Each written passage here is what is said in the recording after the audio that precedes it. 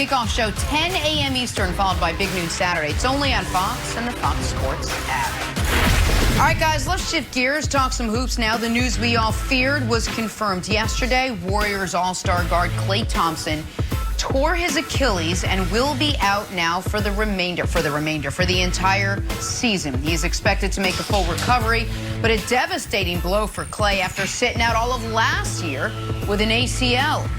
So, Brandon, how do you think this season-ending Achilles tear ultimately impacts Klay's game when he does return? Yeah, this is brutal. When you have injuries like this, you then begin to think about your career and how you're going to come back. You do that as a player. The organizations do that. Now, with modern science, modern technology, modern medicine, you know, guys are recovering faster. You should be fine, but it's complex. It's important that you understand how to rehab. The Golden State Warriors, everybody in sports studied them. They are innovators. They are trailblazers when it comes to taking care of their players. I remember playing for the Jets, playing for the Seattle Seahawks, and walking to our athletic training room and seeing our trainers and our staff talk about the Golden State Warriors and what they're doing. A lot of people lean on them. But when you look at this, man, you're like, man, the Golden State Warriors, what makes them good? Shooting. But when you look at shooting, you say, oh, man, Steph Curry's so dynamic. And then we just put Klay Thompson in a box like, oh, yeah, he's a great shooter. But that's not really the case, man. This dude is a dynamic shooter.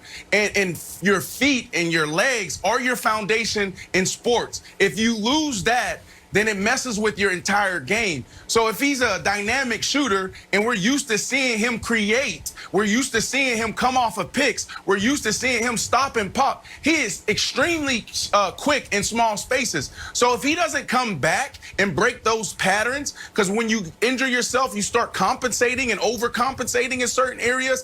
This could have potentially happened from the ACL injury he sustained with Game 6 in 2009 in the finals, and now you're dealing with another one. If he doesn't break this pattern, whatever that is, then we could see someone's career just trend in the wrong direction. But I'm convinced, I'm confident that he has the right team. He just needs to work hard, and a lot of this is going to be mental for Klay, Nick. Yes. 100%.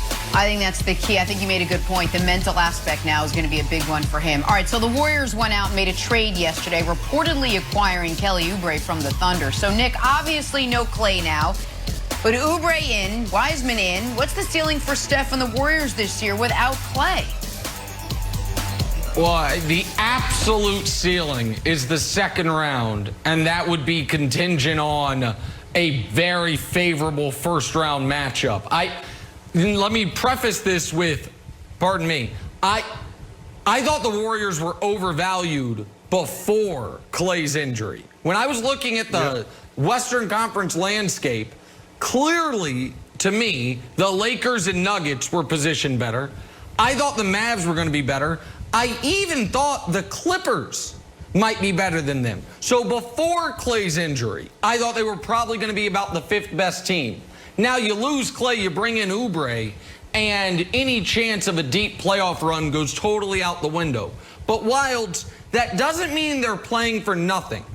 And the silver lining for their fans and for basketball fans is we might get to see this year what I thought we were going to get to see last year, which is Steph Curry in a different situation than he's ever been in, and to see how he can deal with it. Because the other great point guards of his era have all found themselves in this situation, and they've all made it work to a degree. So the best point guards of the era are Chris Paul, Harden, Russ, and Steph, not in that order. In 2008, Chris Paul was on Hornets team. Second best player was David West. Third best was Peja Stojakovic. They won 56 games. He almost won league MVP. In 2015, Harden was on the Rockets with Dwight, but Dwight only played half the season. Donatas Motiejunas was a starter for that team. They won 56 games, made the Western Conference Finals. 2017, Russ, the first year without KD, before they got Paul George, led the league in scoring, averaged a triple-double, carried them to 47 wins. I think most people, Wilds, have Steph higher on the all-time pyramid than all three of those guys. But he's never been asked to do this, be the solo act on a team and carry them at least to 45-plus wins in the playoffs. And I'm really interested in seeing, can he do it? Because we know Steph is one of the greatest players ever in the right situation. Now he's in a very tough situation like he would have been in last year, but he broke his hand, so we didn't get to see it. I'm very curious to see how Steph responds to that, Wilds, and what the Warriors look like now when everybody knows Steph is going to have to generate almost all of the offense. So the question is, I think it's less of a question of can Steph do it, right? Because if Steph is in an empty gym, he can knock down shots, Nick. I think the question is, does Steve Kerr want to do it? Does Steph want to do it? Is it where, hey, Klay is down, Durant's gone, let's change our entire style of basketball? Like, I don't think Kelly Oubre's there like, oh, I'm going to the Warriors. Like, oh, we play like the Rockets now? And you just make Steph cook all the points? Well, Chris Paul didn't play like that. Chris Paul found a way to do it. You had David West, you had Paige Stojakovic, you found a way to do it. I don't think it has to be ISO ball, but Brandon, I do think it will be interesting to see. Nick? Say it again?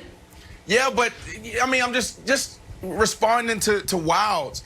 Like a baller. Ball is life. What baller, what shooter, what dribbler wouldn't want to do it, Wilds? Like, everybody wants the ball. Everybody wants to score 50. I think he steps up to the challenge. I think he comes in and says, you know what? I'm going to go for a triple-double every single game. I think Steph Curry has that type of mentality. He's a champion. You see how he approaches practice. You see how he approaches game day. You see how he approaches life. I love it. But to answer the question, Nick, the ceiling is just playoffs. When you look at, you know, how the West is stacked right now, you got, in this order, you got the Lakers, you got the Clippers, you have the Nuggets, who should be better next year. You can even, the Mavs, the Suns.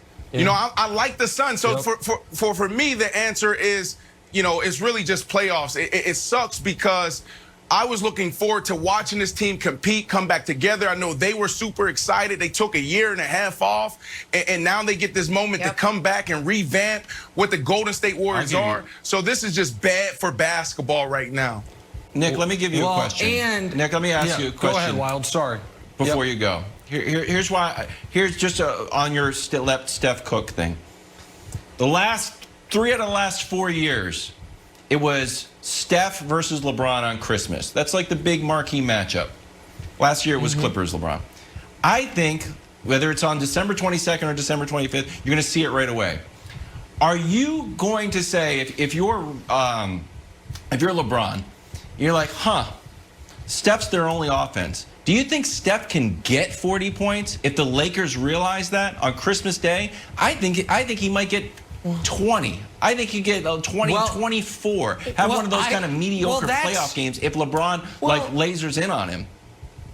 Well, so that's why this is so interesting to me. Because, let's just take Steph and Russ for a moment. Nobody argues Russ is the all-time greater player. Nobody argues that if you put Russ in Steph's spot in Golden State, they would have had more success. Nobody would make that point. Yeah. But now we're going to get to see the counterfactual. We know Russ couldn't have done what Steph did during that dynastic run. Could Steph have done what Russ did, though? Could Steph have carried a team, dragged them to the playoffs with just will of effort, tenacity, and attack? Or is he, as great as he is, uniquely suited for a certain style? Because that is, when we're talking about all-time greats, it's can you do it this way, can you do it that way? That's a question. And the other thing, we don't have time to get into it right now, but when we're talking about Steph, Jenna, Ethan Sherwood-Strauss, who covers this team as closely as anybody, read his article in The Athletic. There's a little Easter egg in there where he alludes to the question of whether or not Steph is going to want to finish his career, he's got 2 years left on his contract, in a rebuilding situation in Golden State.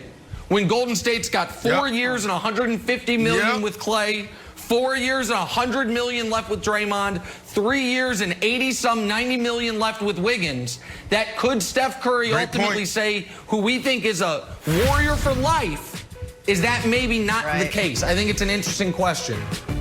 It's a very good question. Let's get back to football now. We're breaking out Nick's NFL tiers with this pressing question. Can a win over the Rams Monday night vault the Bucs up a tier? We'll ask the committee. Old Trapper Beefs.